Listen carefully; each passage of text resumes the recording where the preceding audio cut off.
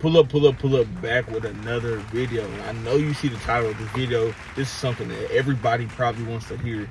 What was my aha click moment in trading? Before we get in that, make sure you guys are in the free Discord. The free trading Discord has a whole bunch of like-minded traders who may know nothing or may know a little bit or may know intermediate level. It doesn't matter. And they're all trying to come to this common goal of profitable trading. Back to my aha moment of trading. My aha moment in trading is when I realized I would never get an aha moment. Like, the aha moment idea is funny whenever you start to understand and actually make money with trading, because it doesn't exist. It's a combination of doing the little things right. You know, with trading, most people are in a situation where you have all the skills necessary in order to be a successful trader. Some may not, and that's where you need to go to learning. Again, the free Discord for you guys. But for the ones that are, and you do have a strategy, you do have a system that you do follow or need to follow, your aha moment is going to be you following that system and not doing the little trades in between.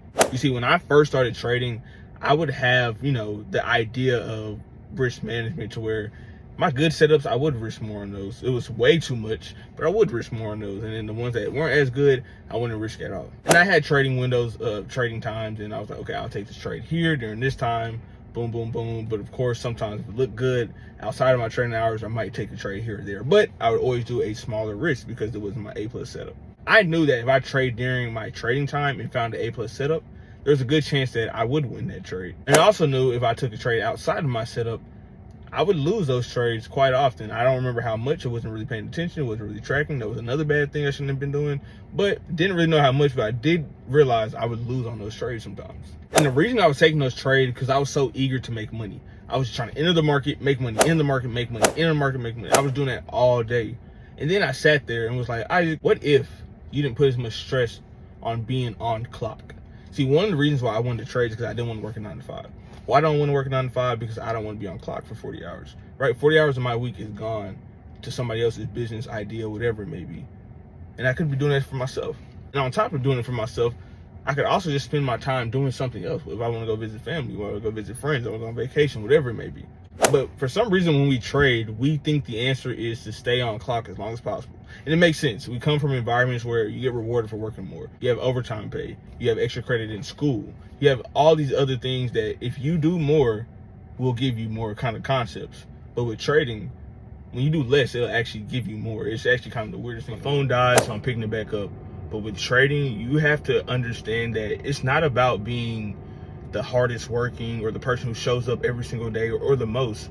It's about being the most disciplined one, the one who capitalizes on the opportunity with confidence. You see, a lot of times what I noticed within myself when I first was coming up with trading is, let's say I was winning trades and let's say I was losing trades like every trader does. I would win trades, but my risk wouldn't be all the way there sometimes, especially coming after a losing day.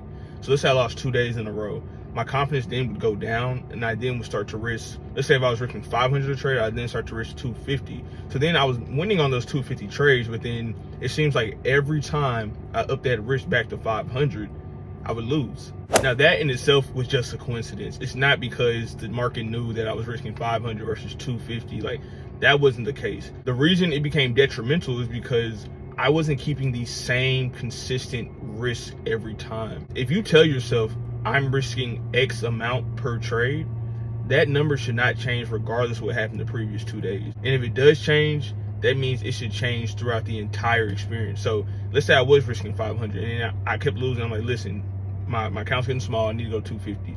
I need to keep risking 250 even if I win 5 in a row. I need to keep risking 250 until my account is at a balance to where, okay, now you can risk 500 again. In trading, the quickest way to progress your skills is to start one step at a time. Master one thing and then move on to the next.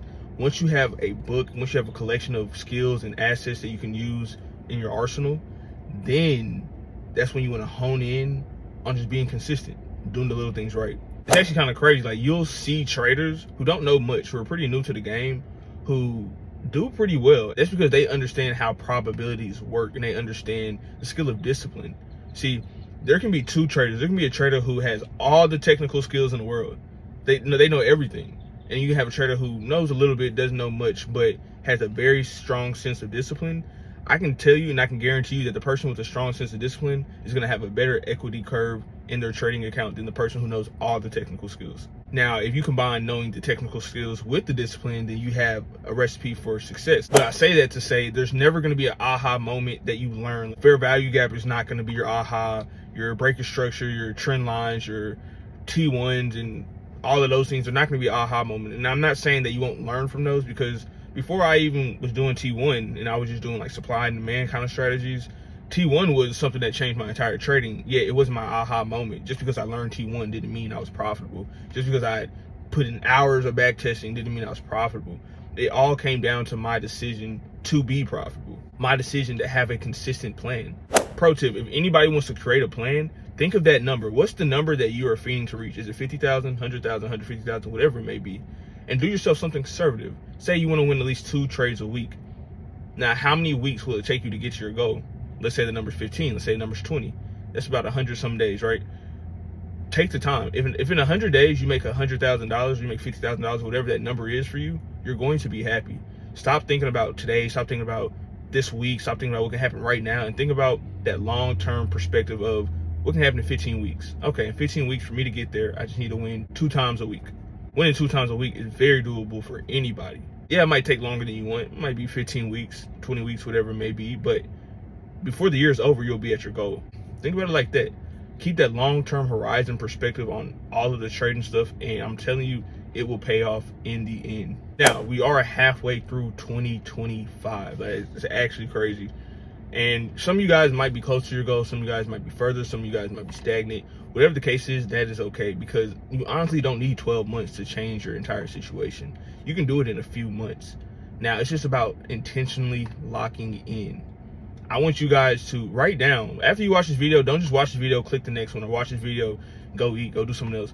After you watch this video, write down your plan. Write down your goal. If your goal is to make $20,000 in trading, understand how long it'll take you to get there if you have a consistent risk.